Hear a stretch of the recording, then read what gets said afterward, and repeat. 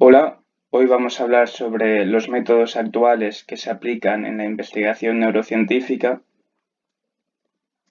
Vamos a empezar con la explicación de los estudios in vitro.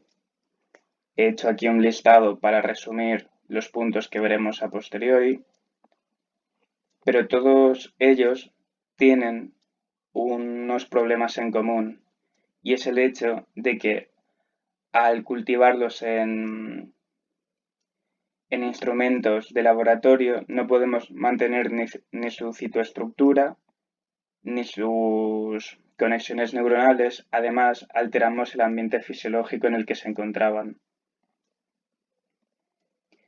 Las líneas celulares normalmente se obtienen de líneas tumorales que se han guardado, ya sea en laboratorios, etcétera, que tienen una tasa de reproducción muy alta, por lo tanto, son ideales para la investigación. Entre ellas encontramos a líneas celulares neuronales, astrogliales, de la oligodendroglía, la microglía, etc.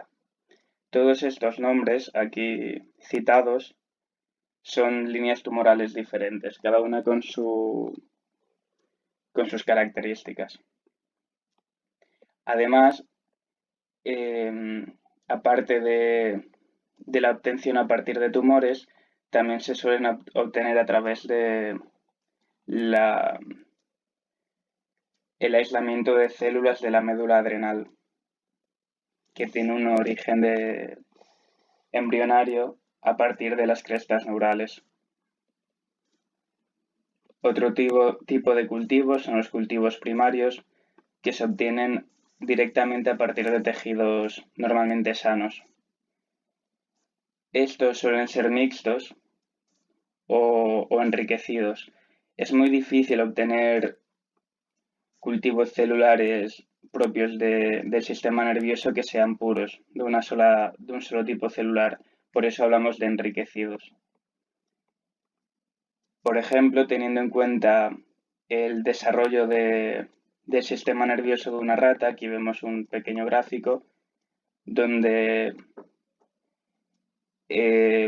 las etapas pre-nacimiento se ven con una E representada, E10, E12, E14, etc. Y las etapas post-nacimiento representadas con una P. En el caso de que quisiéramos un cultivo enriquecido de neuronas únicamente, lo ideal sería obtener el tejido fetal 12 días antes o 10 días antes del nacimiento de este feto.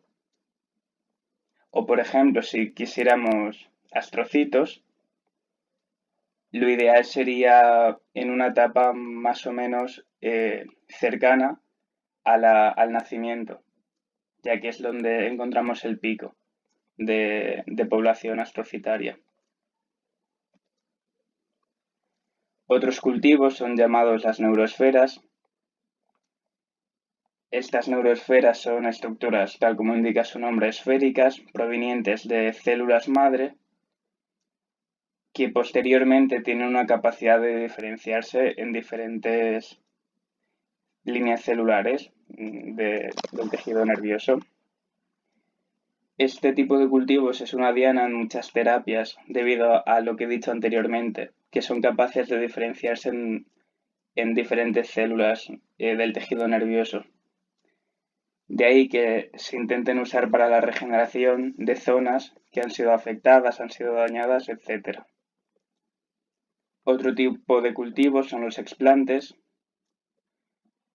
Se basa en la obtención de un pequeño fragmento de tejido embrionario, y este tejido embrionario se deposita sobre, por ejemplo, una placa de Petri, y sobre esta placa de Petri añadimos diferentes moléculas que nos permitirán ver el crecimiento axonal, la migración celular, etc. Anteriormente, Rita Levi fue una investigadora que consiguió ver los factores tróficos, los factores de crecimiento para las neuronas.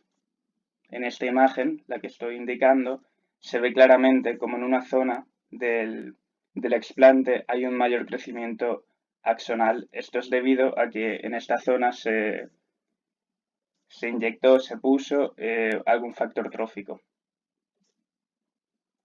Otro tipo de cultivos in vitro son los organotrópicos. En este caso salvamos la estructura del órgano, pero aún así se siguen perdiendo algunas conexiones y algunos datos. Nos permite conocer la estructura y la fisiología, repito, otra vez alterada, y son cultivos denominados en 3D porque normalmente los anteriormente comentados únicamente crecen en dos direcciones. Ahora vamos a empezar con las técnicas histológicas in vivo. Estas técnicas histológicas básicamente se basan en la tinción.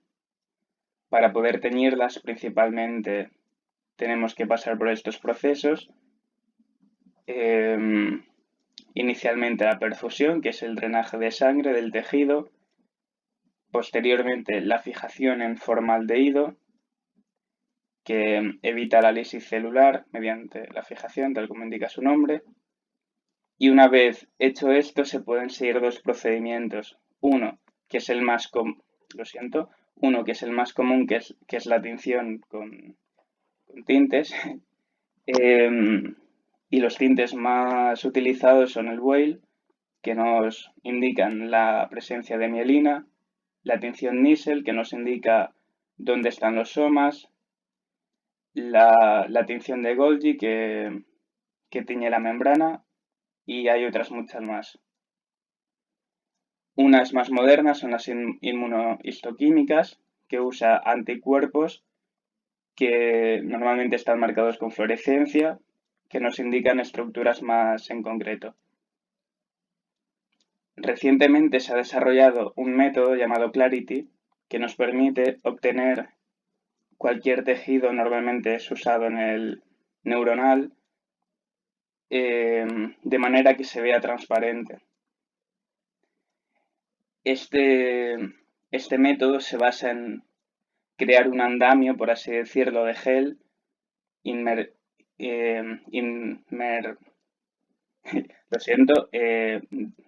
depositamos nuestro órgano en un recipiente lleno del gel que mantendrá fijas las estructuras como las proteínas y los ácidos nucleicos, y posteriormente se añade detergente y mediante electroforesis este detergente va arrastrando los lípidos que no nos interesa para comprender la estructura del cerebro. Y a posterior se pueden mezclar diferentes técnicas como la histoquímica, como vemos en esta imagen, para marcar diferentes componentes de nuestra estructura. Ahora, ya una vez hemos conocido la estructura cerebral, cómo podemos investigarla, también nos interesa conocer cómo se disponen las redes neuronales. Otra vez he hecho aquí un resumen de lo que ahora explicaré. Se puede usar la tinta china, es uno de los métodos más tradicionales, utilizados desde Ramón y Cajal, por ejemplo. Y aquí vemos una de las fotografías obtenidas mediante esta técnica. El uso de trazadores actualmente es muy popular, que son moléculas que se absorben por las membranas de las neuronas. Estos trazadores pueden ser transportados a través del axón, ya sea de manera anterógrada, normalmente en circuitos eferentes, es decir, desde el soma neuronal hasta el terminal axónico, o de manera retrógrada en sistemas aferentes, es decir, desde el terminal axónico hasta es soma neuronal. Hay algunos que se pueden transmitir de manera bidireccional. El tiempo requerido es muy variable, puede ir desde horas, minutos, incluso días. Antiguamente se utilizaban aminoácidos radioactivos, peroxidasa, etc. Pero actualmente se usan algunos trazadores más modernos, como los fluorocromos, la biotina, la biocitina, etc. Este método suele ir vinculado a otra técnica, que es la estereotaxia, que usa un instrumento de punción, como vemos en esta imagen, que mantiene fija la estructura donde necesitamos inyectar el trazador, y esta estructura va normalmente asociada a un atlas con coordenadas exactas para hacer una punción incluso más exacta. Por otra parte, tenemos la capacidad de hacer neuronas transgénicas mediante normalmente el lentivirus, añadiendo diferentes genes, normalmente el gen de la GFP, la Green Factor Protein, lo siento, la Green Fluorescent Protein, que otorga una coloración fluorescente al tejido que lo exprese, y esta proteína puede ser alterada su secuencia aminoacídica para dar diferentes coloraciones. Mediante estas diferentes coloraciones se ha desarrollado un método llamado Rainbow que marca diferentes estructuras de diferentes colores. Es bastante útil para ver varias capas celulares. El estudio de los neurotransmisores también nos permite detectar y establecer las sinapsis existentes. Y esto normalmente, si en el caso de que sean neurotransmisores peptídicos, se usa la inmunocitoquímica anteriormente explicada, mediante anticuerpos, etc. Y en el caso de que sean neurotransmisores no peptídicos, se usa también la inmunocitoquímica, pero esta vez en contra de las enzimas que generan estos neurotransmisores. Además, hay otras técnicas de detección del RNA mensajero mediante complementariedad. Nosotros metemos un oligonucleótido complementario a la secuencia de mRNA que necesitamos detectar. Y este oligonucleótido va a estar marcado para que, dependiendo con la cantidad que se enlace, dependiendo si se enlaza o no, vamos a ver el marcaje o no. El estudio de los receptores es similar, también se puede usar la autorradiografía mediante, por ejemplo, anticuerpos marcados con isótopos radioactivos, y estos anticuerpos detectarían a los receptores, o también mediante inmunocitoquímica tradicional. También la microdiálisis nos permite estudiar las conexiones neuronales mediante la obtención de una muestra del espacio perisináptico. Esta obtención se hace mediante una micropipeta que nos permite obtener de manera continua el líquido perisináptico. Una vez obtenido, nos ayudamos de la técnica de cromatografía, que nos permite determinar la concentración de la sustancia que queramos determinar que hay o no en el medio.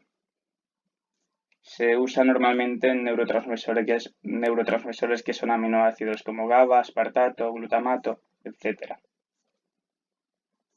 Hay otras técnicas, quizás menos usadas, que son los microarrays, que nos permiten determinar la expresión génica de ciertos neurotransmisores o de ciertas enzimas de estos neurotransmisores.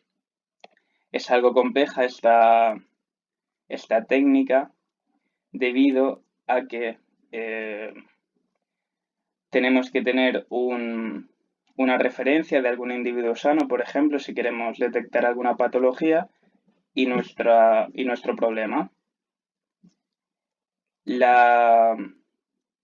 El mRNA del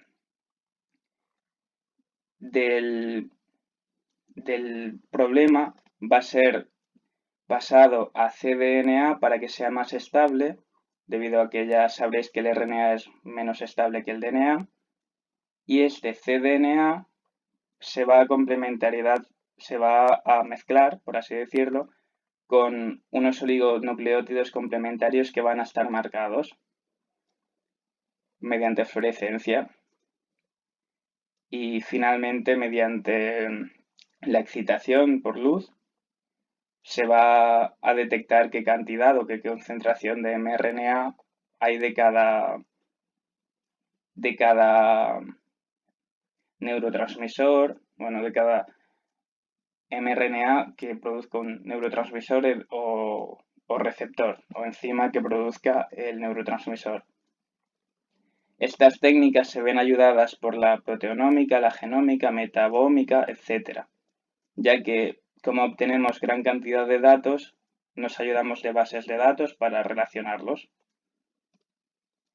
Espero que hayáis aprendido algo, quizás es demasiada información en un solo vídeo, pero ya he intentado repartir este vídeo en dos, aún queda uno, sobre las técnicas actuales en la neurología, que dispondréis en el canal dentro de un par de días aproximadamente.